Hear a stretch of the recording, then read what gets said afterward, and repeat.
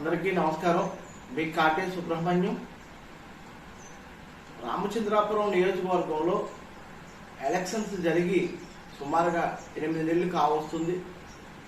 ఈ 8 నెలల కాలంలో ఈ రామచంద్రాపురం నియోజకవర్గం నుండి శాసనసభ్యులుగా ఎన్నికై ఒక రాష్ట్ర మంత్రిగా నియమించబడినటువంటి వాసంశెట్టి సుభాష్ గారు ప్రతి నెల తన యొక్క పనితీరును మెరుగుపరుచుకుంటూ ఈరోజు రామచంద్రాపురం నియోజకవర్గంలో అన్ని సామాజిక వర్గాల వారిని ఆకట్టుకునేటువంటి పరిస్థితి. ముఖ్యంగా ఇది ఎలా ఉంటే, ఈ రామచంద్రాపురం నియోజకవర్గంలో ఆయన ఎలక్షన్కు ముందు వచ్చేటప్పుడు దళిత సామాజిక వర్గం అంతా ఆయన్ను సుమారుగా 80% వ్యతిరేకించడం జరిగింది.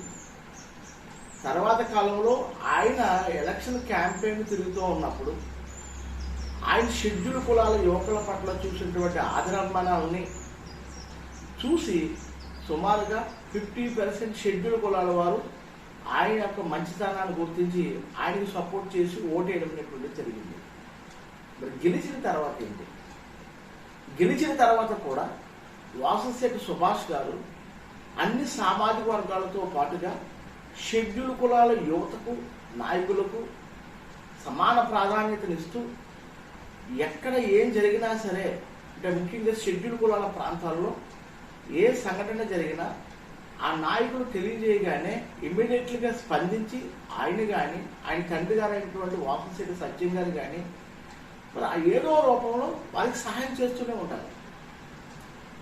అంటే ఉదయం లేచినప్పటి నుంచి సాయంకాలం వరకు కూడా ఈయన అనినిత్యం ప్రజాసేవలో ఉన్నటువంటి వ్యక్తులు ఇరువురు కూడా అలా ఈ 8 నెలల కాలంలో ఆ యొక్క గ్రాఫ్ను పెంచుకుంటూనే తప్ప ఎక్కడా కూడా తగ్గించలేదు.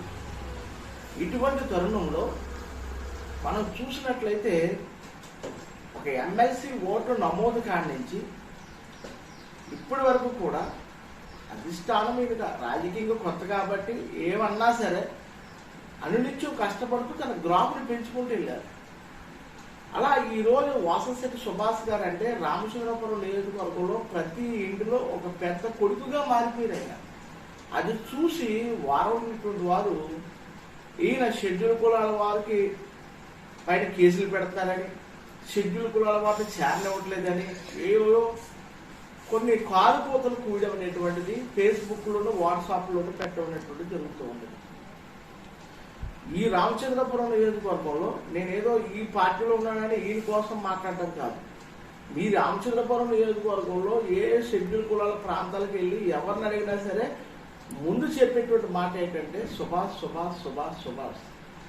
ఎందుకనంటే ఎక్కడ ఏ సంఘటన జరిగినా ఇమ్మీడియట్గా ఎవరన్నా చనిపోయినా ఆ కుటుంబానికి 5 నుంచి 25,000 రూపాయల మధ్యలో ఆయన ఆర్థిక సహాయం చేస్తూ ఉంటారు.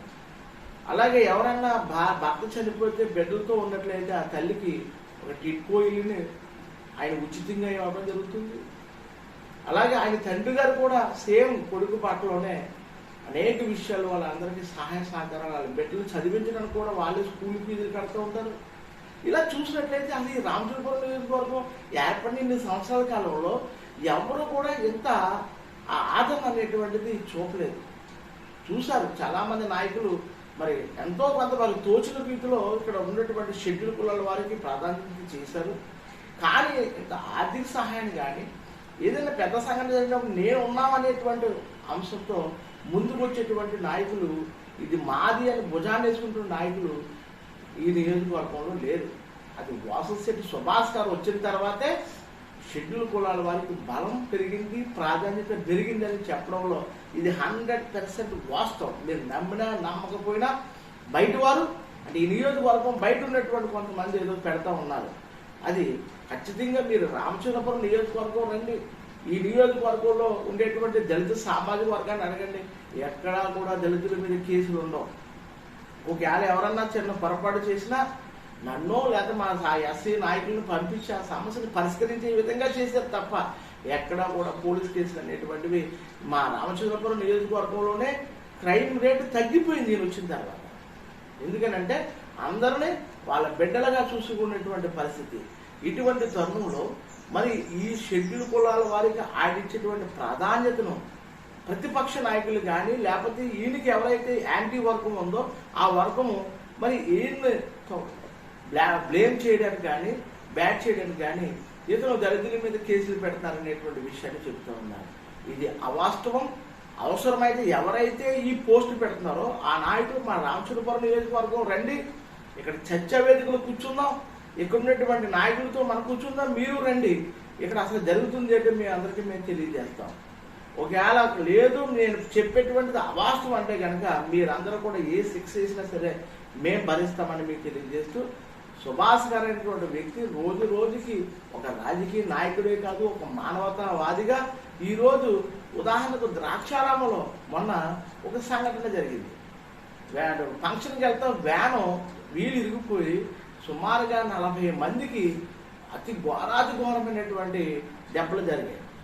ఇటువంటి తరుణంలో ఆయన తండ్రి గారు కానీ ఆయన కానీ స్పందించినటువంటి రీతి అక్కడ ఉన్నటువంటి ఆ ఎస్సీ సామాజిక వర్గం కాదు, అక్కడ ఉన్నటువంటి అందరినీ కూడా కలిసివేసింది.